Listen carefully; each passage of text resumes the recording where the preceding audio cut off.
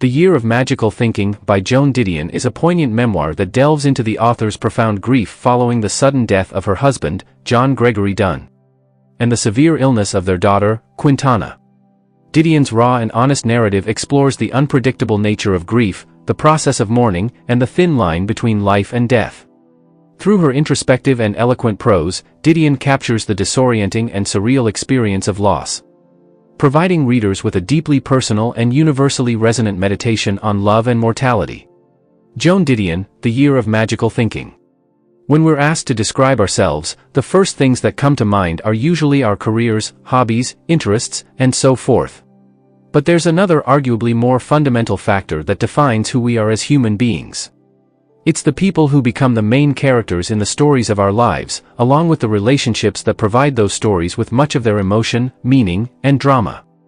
These people and relationships come in many forms: friends and enemies, lovers and ex-lovers, mentors and ments. But the relationships that define us the most are those we have with the people we hold most dear. And of those, few can have a deeper impact on us than the ones we have with the family we choose, husbands or wives, sons or daughters. Alas, some of these are capable of shaking us to our core when something terrible happens to them. But of all the possible things that can happen, none are worse than a life-threatening illness or even death itself. Tragically, over the course of a single heartbreaking year between 2003 and 2004, the writer Joan Didion experienced both of these upheavals. First, through the death of her husband, and then through the illness of her daughter. A note before we begin: shortly before The Year of Magical Thinking was to be published, Didion's daughter died. However, Didion chose not to revise her memoir and instead devoted another memoir, Blue Nights from 2011, to tell the story of her daughter's passing. Joan's story of loss began under circumstances that were simultaneously extraordinary and ordinary. On the evening of December 30, 2003, Joan Didion and her husband, the writer John Gregory Dunn, sat down for dinner in the living room of their apartment on the Upper East Side of Manhattan. In some ways, the circumstances were highly unusual. Joan and John had just gotten back from the intensive care unit of Beth Israel Medical Center, where their 37-year-old daughter Quintana had been hospitalized. 5 days prior, on Christmas morning, Quintana had been taken to the emergency room with what seemed like a severe case of the common flu. It turned out to be pneumonia, which soon began to spread, sending her body into life-threatening septic shock. By the evening of December 30th, she was entering her 5th night of unconsciousness. Her chances of survival lay somewhere between 56 to 69%. Needless to say, the possibility of their daughter dying weighed heavily on Joan and John's minds. The death of a child is always one of the most heartbreaking prospects that a parent can contemplate, but in this case, it would have been all the more tragic given the fact that Quintana had just gotten married 5 months earlier. On that day, July 26, 2003, she'd been a joyful bride, leaving the wedding ceremony at the Cathedral of St. John the Divine with her entire married life in front of her. Now, she was lying comatose in a hospital bed, her debilitated body being kept alive by a breathing tube, arterial lines, and 4 bags delivering a host of antibiotics with grim-sounding names: azithromycin, clindamycin, gentamicin, vancomycin. Those were the extraordinary circumstances in which Joan and John sat down for dinner on the evening of December 30th. In other ways, it was just an ordinary occasion, one of the thousands of dinners they'd had together in their almost 40 years of marriage. As on so many other evenings before, Joan made a fire, prepared a meal, and fixed a drink for John. They were in the middle of an equally ordinary-seeming conversation at the dinner table when it happened. John was saying something either about the scotch he was drinking or the historical significance of World War I. Joan can't remember which. Then, all of a sudden, he stopped talking and slumped forward in his chair. Joan thought he was trying to play some sort of joke on her. "Don't do that," she said. John didn't respond. He wasn't joking. He just suffered a cardiac arrest. Joan didn't learn the full truth about what happened next until long after the fact. The moments after John's cardiac arrest were a blur for Joan. Not only was she in shock from the surreal-seeming events that were rapidly unfolding before her eyes, but certain key pieces of information were also withheld from her. Nonetheless, in the year that followed, Joan was able to reconstruct many of the details of what happened. To do this, she had to go beyond her limited and unreliable perceptions and memories of the evening. When she joined on her background as a journalist, she supplemented her recollections with primary source documents. such as hospital reports and even the entry log kept by her apartment building's doorman. By tracking down these documents and piecing them together, she was able to establish a precise chronology of the events that would change her life forever. At 9:20 p.m., the paramedics arrived at her and John's apartment building with 2 ambulances. Transforming their living room into an ad hoc emergency room, replete with defibrillator paddles and an electrocardiogram monitor, the paramedics tried to revive John, but to no avail. At 10:05 p.m., they wheeled John out of the apartment building on a gurney and departed for the Cornell branch of New York Presbyterian Hospital. Joan followed them in a separate ambulance. At 10:10 p.m., John arrived at the hospital and received triage. At 10:15 p.m., John was seen by a doctor. And at 10:18 p.m., John was officially pronounced dead at the age of 71. But Joan didn't know any of this at the time.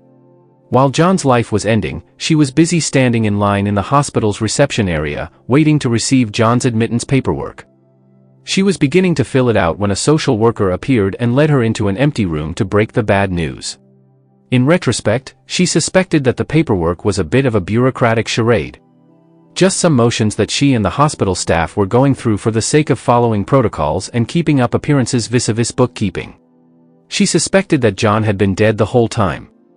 It turned out she was right. Nearly a year after the fact, Joan read through John's emergency department physician's record. There, the truth was revealed to her with a mere 3 letters, which the physician had notated near the end of the document. The letters were, DOA. John had been dead on arrival. Amid the misfortune playing out around Joan, she sought a way to regain her agency.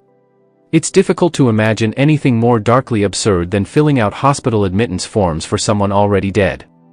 When it's a distressed wife filling them out for her beloved husband, whose heart stopped beating nearly an hour ago, the absurdity borders on cosmic cruelty.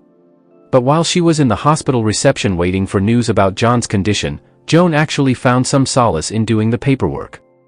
To begin with, it gave her a sense of agency and usefulness. She was no longer expected to stand around as a passive observer, helplessly watching medical professionals do their work. She had something to do, something that she thought could help John with his recovery. By the same token, the paperwork implied that there was still something to be done for him. As far as she knew, Joan was being admitted to hospital for treatment. That meant he was still alive, that his case was ongoing, his fate still undecided. And that meant that the outcome of the situation was still something to be decided. In other words, there was room for hope. With the right course of action, John's life could be saved. Now, Joan knew she couldn't carry out that course of action by herself. After all, most of it involved providing John with medical treatment administered by doctors, nurses, and physician assistants. John's life lay in their professional hands. But she could steer the direction in which those hands moved, so to speak. She could even select whose hands were entrusted with John's medical care. She'd been thinking this way even in the heat of the moment, back in her living room, right after the paramedics had arrived.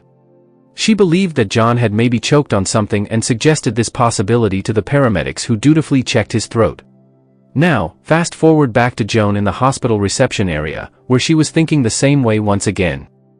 This time about the possibility of getting John transferred from the Cornell branch of New York Presbyterian Hospital to the Columbia branch. She was more familiar with the latter and knew some doctors there with whom she could pull strings. Perhaps she could even get Quintana transferred to the Columbia branch. This way, she and her father could both be under the same roof, and Joan could ensure that they each got the best possible medical care. That was what she was thinking, until the social worker arrived and informed her that it was all for naught. The next events in Joan's story sparked a flurry of memories and associations in her mind. Remember that at the very moment Joan was learning of her husband's death, her daughter Quintana's life was also hanging in the balance. In another medical facility across town, Quintana was still lying comatose in a hospital bed, her mind unconscious, her pneumonia and sepsis being treated. And her condition remaining critical. Fortunately, it stabilized and improved from there.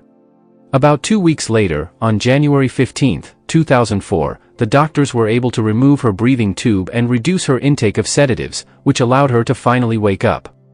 Normally, this would be cause for unreserved celebration, but there was a dark cloud hanging over the otherwise happy event, the cloud of her father's death. Between been unconscious for the past 3 weeks since the Christmas of 2003, Quintana was completely unaware of what had happened. As soon as she saw her mother, she immediately asked the question that Joan was dreading. "Where's that?" But Quintana's mind was still too foggy to fully absorb the news. Joan would end up having to inform her of her father's death 3 times before it finally sunk in. About a week later, on January 22nd, Quintana was discharged from the hospital. 3 days later, on January 25th, she was hospitalized again, this time for a pulmonary embolism, a blockage of one of the arteries in her lung. On February 3rd, she was discharged once more.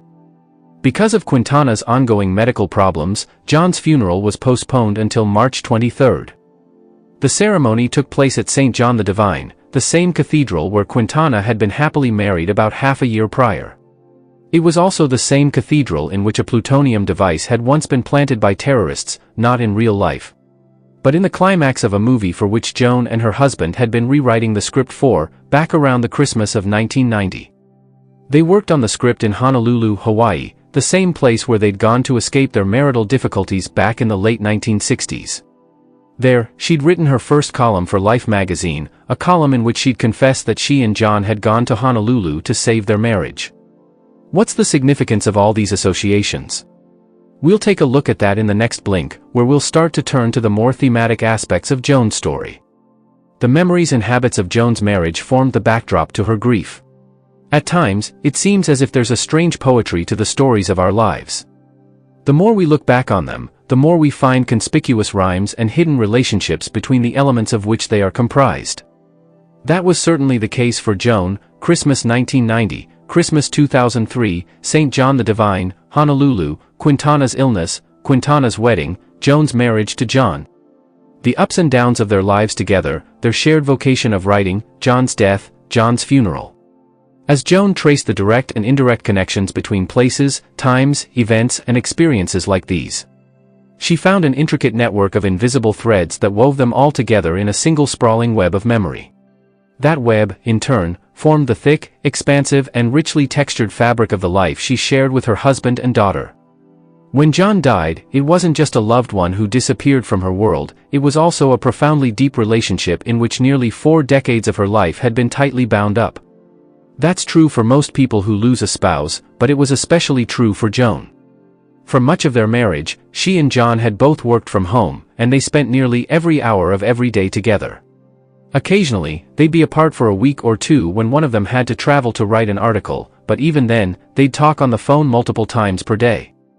And whether on the phone or in person, they'd talk about everything, big and small, from the greater tribulations of their lives to the little details of the world around them. For example, on one occasion in mid-August, Joan came home from Central Park with some news she wanted to share with John: that overnight, the leaves had lost their deep green hue. The summer was already starting to fade, autumn was coming, but then she realized something. It was mid-August of 2004, John had been dead for more than half a year. Her husband was gone, but her urge to share things with him remained, so did all the memories of the life they shared together. That urge could no longer be fulfilled, and those memories could no longer be relived. For instance, whenever they were flying together, John used to hold Joan's hand as the airplane landed. Now, that hand was gone. In its place was grief. In her grief, Joan found herself swallowed by vortexes of memory. In the immediate wake of John's death, Joan could hardly go anywhere or do anything for more than a couple of minutes without being reminded of him. She'd be out driving, walking, or simply living her life when all of a sudden she'd see something that would trigger a cascade of memories. It could be as simple as passing the street of a friend they once visited together or a movie theater where they'd seen a film decades ago. In any case, because of the web that linked all of her memories, one recollection would lead to another and then another until her mind arrived at something painful. Later, Joan would call this the vortex effect of grief, but even before she had a name for it, she was conscious of the effect itself and tried her best to prevent it from happening. She went out of her way to avoid places that were filled with memories of John and attempted to focus her mind on what she called good lines of thinking. These were the paths of memory and association that had nothing to do with John and thus did not pose any risks of leading to painful thoughts about him. But it was no use. Everything eventually wound its way back to grief. For example, once when she was visiting her daughter at the hospital of Beth Israel North, Joan noticed the remnants of a rose-patterned wallpaper border on a joint between the wall and ceiling. Given its vintage style, she figured it must be a vestige of the 1960s back when the facility was called Doctor's Hospital. That name figured into many conversations and stories that the offices of Vogue magazine where Joan worked at the time. She started thinking about this chapter of her life before she met John. So far, so good. Then, she remembered a story about a sex worker who got an abortion at Doctor's Hospital. She heard about the story at Vogue and it provided her with the material for her second novel, Play It As It Lays. As she finished writing that novel, she accepted a contract with Life magazine. At this point in her memories, Joan was already on the verge of getting sucked into a vortex. As you yourself may recall, her very first column for Life magazine was written in Honolulu, where she and John went to save their marriage. That memory was deeply painful to her. At the bottom of Joan's vortexes of memory were painful questions of, what if? In the late 1960s, when Joan wrote her first column for Life magazine, she didn't want to be in Honolulu. She wanted to be in Saigon. The Vietnam War was raging and she yearned to be where the action was, covering one of the most important stories of the era. Instead, she was being asked to write a short personal column while staying in a place that most people associate with tropical beach vacations. Even the gravity of what was going on in the world, the column seemed rather frivolous. Adding insult to injury, the magazine's editor was sending reporters to Saigon, but only the boys as he called them. She felt frustrated and humiliated. John had warned her that this would happen. He tried to dissuade her from taking the job with Life magazine. Both at the time in Honolulu and in retrospect after John's death, she wished she had listened to him. And this brings us to the thought that haunted Joan whenever she recalled this memory. What if she had followed John's advice? She didn't presume to know exactly what would have happened, but it seemed safe to assume that their lives would have gone very differently. In Joan's mind, her decision to work for Life magazine represented a juncture in her and John's life together. From that point emerged two different paths. One of them was the path they'd actually taken. And on that path, the ultimate destination was already established, John's death on December 30th, 2003. The other path was the one not taken. Here the outcome was unknown. Perhaps it didn't lead to John's cardiac arrest on December 30th. Perhaps he'd still be alive if she'd chosen this path. And in that case, perhaps she was in some way responsible for his death, a prospect that added a sense of guilt to her grief. If this line of thought sounds unreasonable, that's precisely the point. Here, we see an example of the magical thinking to which the title of Joan's memoir refers. In her state of grief, Joan wasn't thinking rationally. Indeed, in her words, she describes it as a form of derangement. That derangement extended beyond her thoughts about the past. It also distorted her conceptions of the present. Joan's irrational forms of thinking led her to deny the reality of John's death. Sometime in late February or early March of 2004, about 2 months after her husband's death, Joan finally gave in to the advice that many of her friends had been pushing on her. She started clearing the clothes out of John's closet, an act she saw as one of the rituals that people go through to deal with their grief.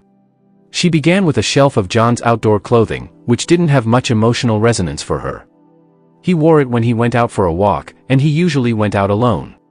Once she finished with the t-shirts and sweatshirts, she stopped.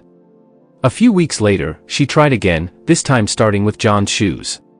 But she couldn't go through with the task. She was stopped in her tracks by a single thought. She couldn't get rid of the shoes, John would need them to return home. Even at the time, she immediately recognized the thought for what it was, a delusion. But that didn't stop it from holding power over her. She still couldn't get rid of the shoes. This brings us to the other form of magical thinking in which Joan found herself engaging the year after John's death. Not only did she think that she could have done something in the past that would have in some way prevented his death, but she also believed that she still could do something in the present to reverse it or make as if it never happened. Here's another example. In the months after John's cardiac arrest, Joan couldn't bring herself to read his obituaries. In her mind, reading them gave his death reality. By this line of reasoning, his death would remain unreal if the obituaries remained unread. With all of her irrational thoughts about what she could have done and still could do to prevent or reverse John's death, Joan was unable to accept and process her loss. As a result, her grief continued unabated in the year that followed, as did the magical thinking that accompanied it. At the time that she wrote her memoir, neither her grief nor her magical thinking had completely gone away. She still couldn't bring herself to get rid of John's shoes, but the feelings and thoughts had at least lost some of their potency. She found a limited form of closure. Joan unexpectedly found a way to move forward. In the end, Joan found limited closure in a manner that was both predictable and unpredictable: reading. This was predictable insofar as Joan was both a writer and an avid reader, who had turned to books for insight ever since she was a child. But it was also unpredictable insofar as the piece of writing that helped her the most wasn't the work of literature, psychology, or self-help. It was John's autopsy report. Along with his emergency room records, she received this report about a year after his death. The envelope that contained them got delayed in the mail because in her state of shock, she'd written down the wrong address on the request form. In the document, she learned that at the time of his cardiac arrest, John had stenosis, an abnormal narrowing in his left anterior descending artery, also known as the LAD. This is a branch of the coronary arteries, which supply blood to the heart. If the LAD's blood flow is severely constricted by stenosis, the heart no longer has enough blood to pump, and it stops working. In John's case, the stenosis in his LAD was extremely severe. The artery had narrowed by 95%. John had a family history of heart problems and had himself experienced them in the past. Indeed, a cardiologist had detected a serious issue with his LAD way back in 1987, when an angiogram revealed that it was blocked by 90%. Upon finding the blockage, the cardiologist made a remark that would prove to be sadly prescient 16 years later. Discussing the LAD with John, he told him, "We call it the widowmaker, pal." In other words, the risk of death posed by chronic problems with the LAD is so high that it even has a morbid nickname. From these facts, John drew the following conclusion: through a stroke of misfortune, John had inherited a defective heart from his parents. That heart was doomed to stop beating, and there was nothing that anyone, including John, could have done about it. That belated realization didn't take away her sadness over losing John. The loss remained a loss, regardless of its causes. But knowing there was nothing she could have done about it allowed her to absolve herself of responsibility for his death, and stop feeling guilty about it. Seeking explanations for her experiences with grief, Joan turned to psychological and medical literature. In the months following John's death, Joan did quite a bit of reading before she received his autopsy report. In addition to various works of literature, poetry, and practical guides on grieving, most of which she found useless, she also read a diverse array of works from psychology and medicine. These ranged from the classics of Sigmund Freud and Melanie Klein to more contemporary articles and scientific journals and medical manuals that touched upon grief. It was the latter works that she found most useful, not so much because they taught her anything new, but because they confirmed what she'd already experienced for herself. They gave her a sense of validation and reassured her that she wasn't just imagining things. The symptoms of grief that she was feeling were typical. They included a sense of shock, numbness, and denial about what was happening. But she did learn something new from the Merck Manual of Diagnosis and Therapy. There, she read that there were two types of grief, normal and pathological. With normal grief, the initial symptoms were just as terrible as the ones she felt, but they gradually subsided. With pathological grief, the symptoms lingered, as they did for Joan. She learned that one of the possible causes of pathological grief was an unusual degree of dependency between the griever and the deceased. She wondered if her relationship to John and perhaps marriage itself could be characterized as such.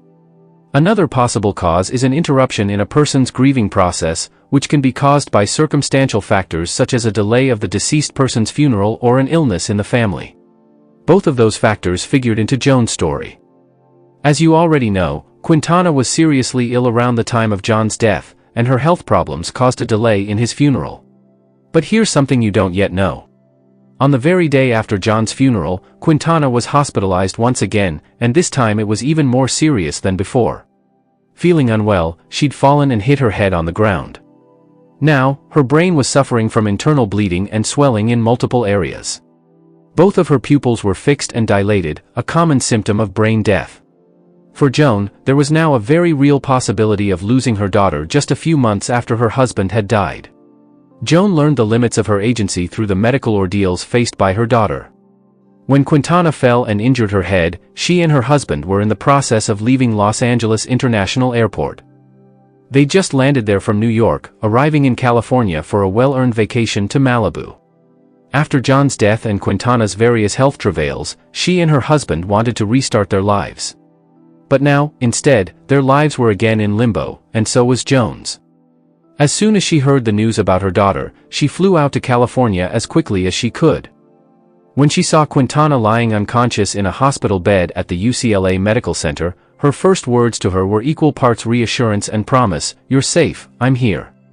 To deliver on that promise, Joan wanted to keep a close eye on the medical staff who were attending to Quintana. She'd done this before, the last time her daughter had been hospitalized, back when she had a pulmonary embolism in New York. There, Joan had barraged the doctors and nurses with a nearly endless stream of questions, reminders, and double guesses thinly veiled as suggestions. On one such occasion, she remembered thinking the following words about the treatment being given to Quintana. "It's not brain surgery." In other words, it wasn't that complicated. This notion emboldened her to intervene on her daughter's behalf. As when John was taken to the hospital in the minutes before she learned of his death, Joan felt capable of managing the situation. Indeed, like many other successful friends and acquaintances, she felt capable of managing just about any situation. It simply required pulling the right strings in the right directions. It wasn't brain surgery. But now, it literally was brain surgery that Quintana needed. This was well beyond the scope of her knowledge.